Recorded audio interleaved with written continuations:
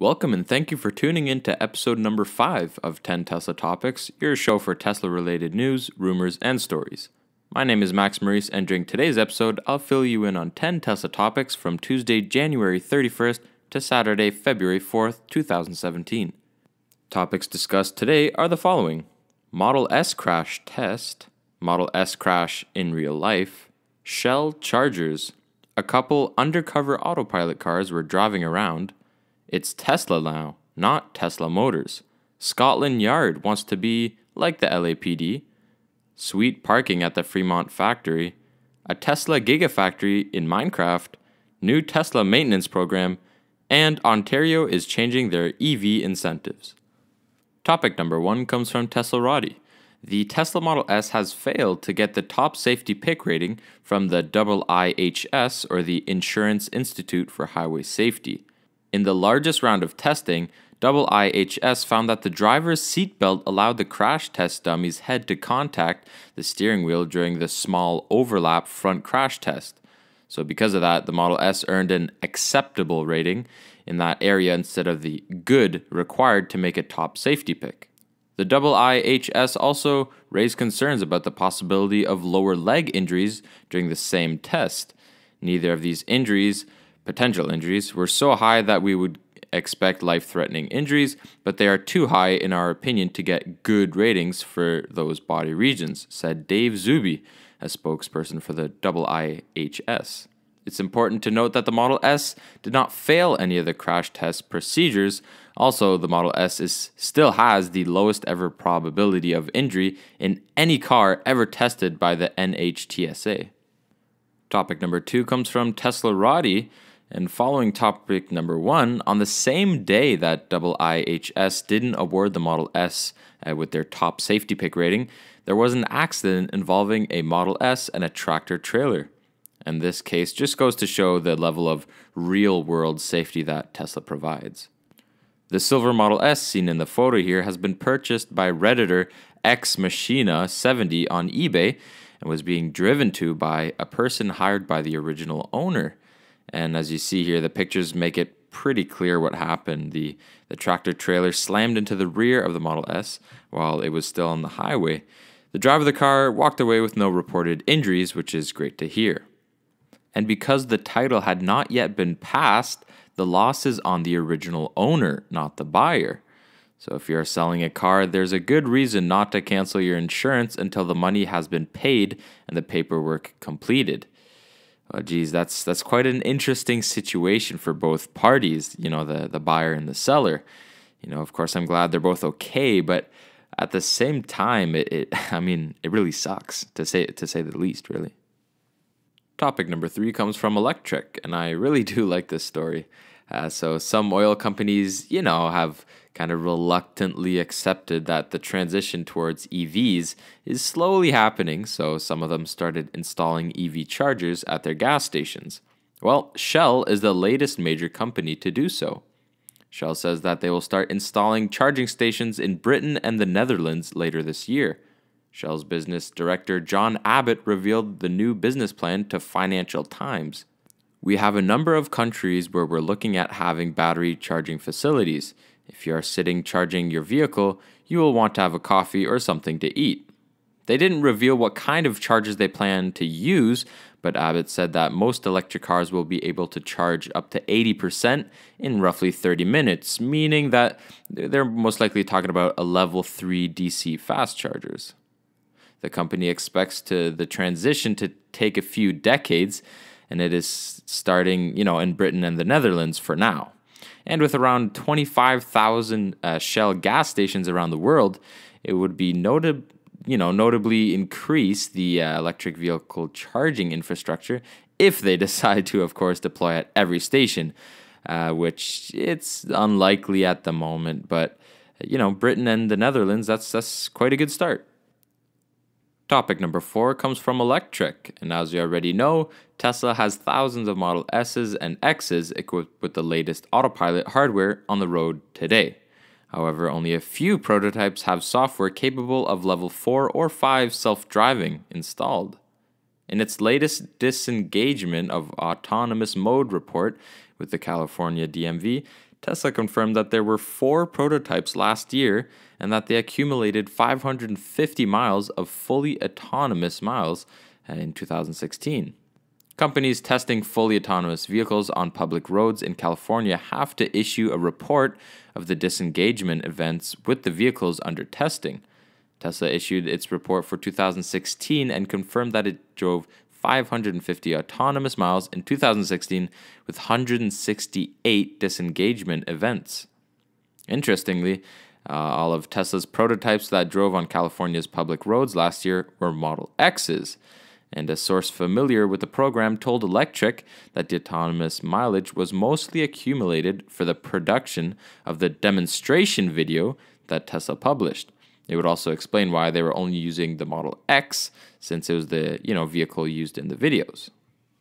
Topic number 5 comes from Teslarati. So Tesla Motors Incorporated, they've officially changed their name to Tesla Incorporated.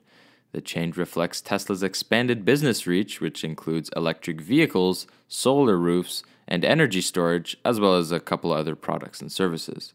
The move is related to goals included in Musk's blog post last year, in which he continued the company's original 2006 master plan for a new decade, the Master Plan Part 2.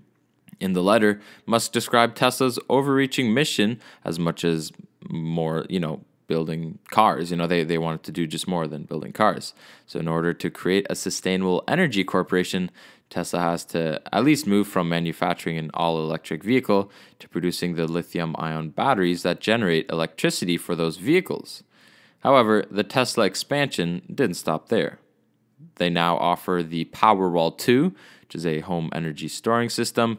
Its Power Pack was just announced as an integral to the Southern California Edison subtractions need to, support grid operations during peak hours and improve the integration of renewable energy resources. Of course, with the acquisition of Solar City, Tesla now offers solar paneled roofs. There are supposed to be heavy-duty electric trucks and self-driving buses available soon-ish. I mean, it's just kind of rumored or said by Musk, but we haven't heard much more than that. Musk tweets about measures to avoid traffic by building huge tunnels.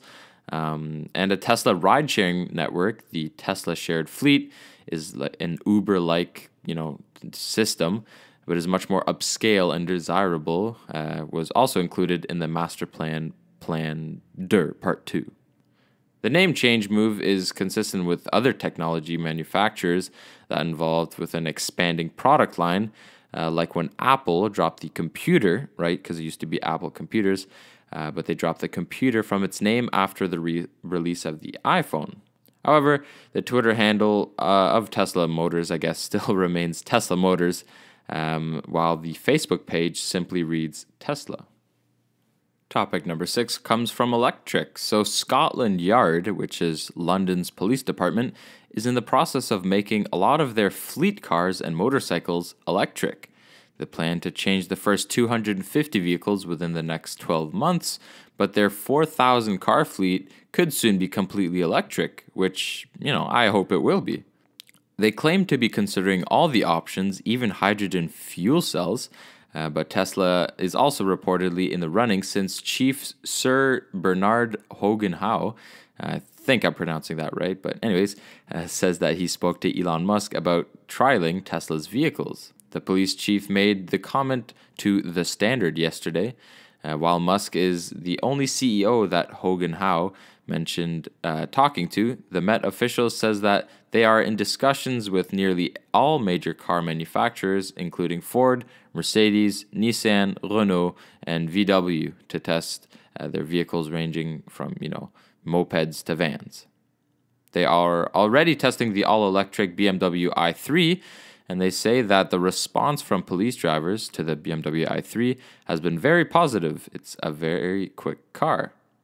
Now, this is pretty, neat news because I'm not sure if you remember, but the LAPD, or the Los Angeles Police Department, retrofitted a Tesla Model S P85D with equipment for police patrol, and they are now testing it in the High Pursuit police cruiser.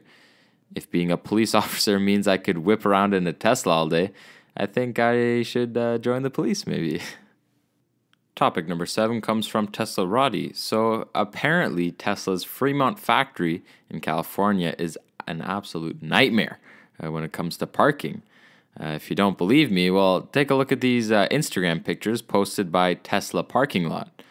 We see here cars that are, parked outside of lines, on top of curbs, in the hedges, or even left in the middle of the traffic lanes.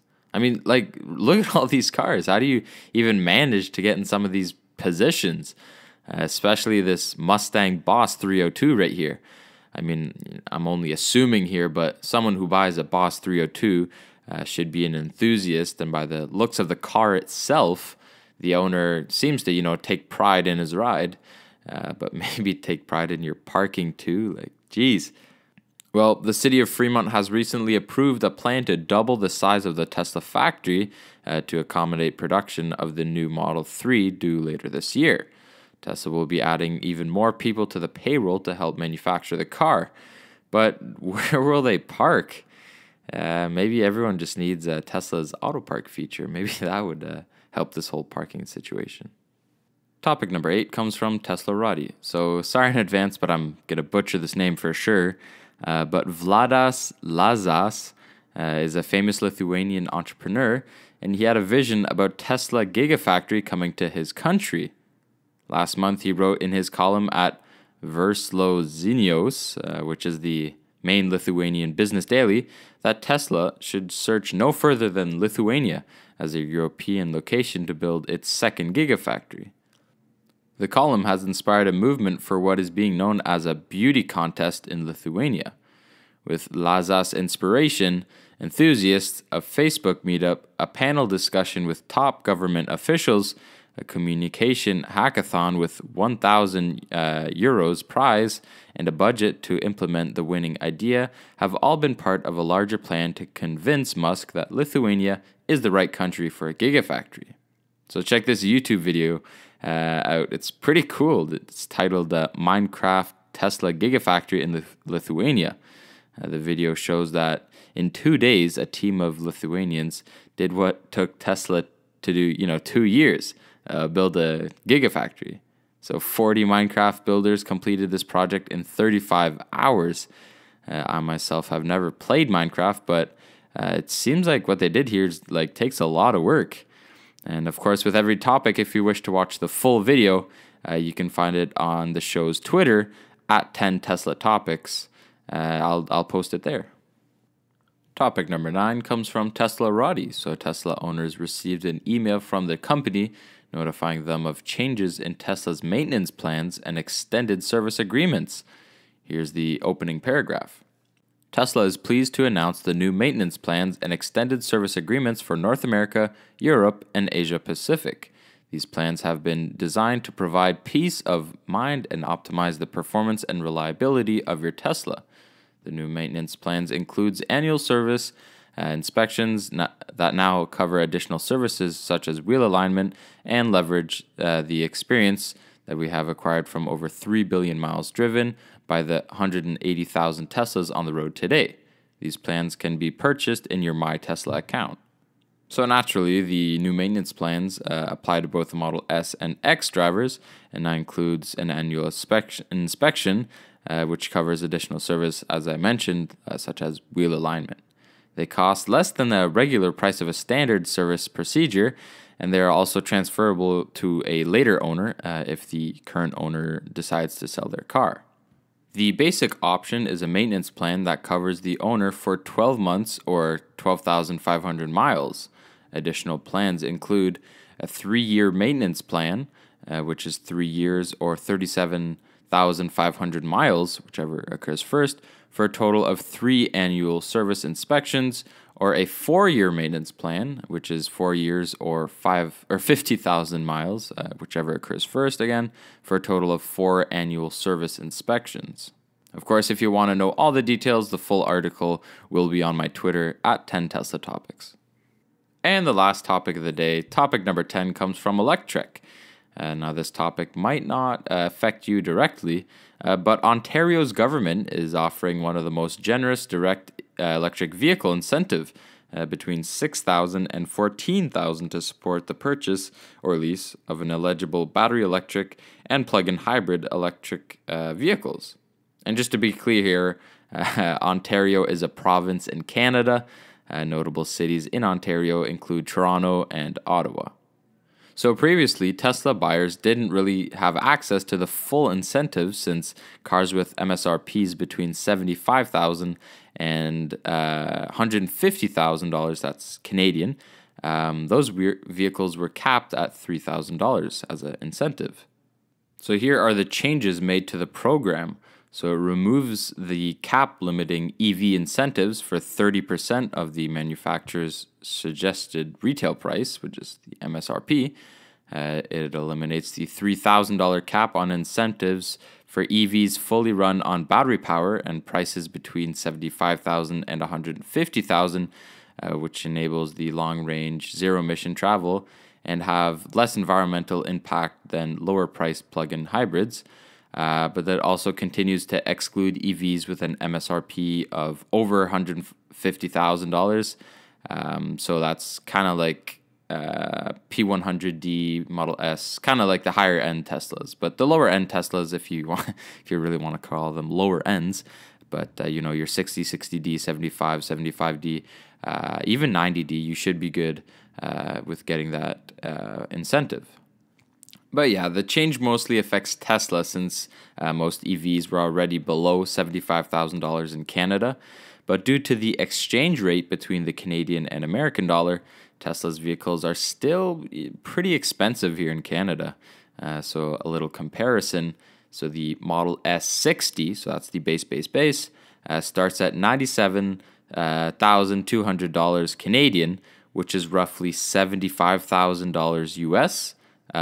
Which, if you're a US buyer, you're kind of like, whoa, what up with that? Because the Model S60 is $68,000 US as the starting price. So, yeah, hopefully the dollar, the Canadian dollar, gets a little stronger when my family buys the Model 3, and of course many other families here in Canada.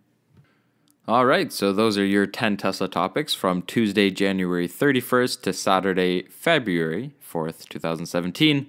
For any questions, remarks, or even criticism, I encourage you to follow the show's Instagram and Twitter pages at 10 Tesla Topics. That's TENTESLA TOPICS. On Instagram, you'll find additional content such as more pictures or videos from the topics. And on Twitter, you'll find the links to every topic discussed on the episode. If you wish, you can also send me an email at 10teslatopics@gmail.com. That's TENTESLATOPICS@gmail.com. But the easiest way would just to be to subscribe and comment on YouTube. Of course, you're already watching the video on YouTube, so that'd be the easiest way, wouldn't it? So we'll see you right here next Tuesday for the next show. Thank you for listening, and of course, have yourself a model excellent day.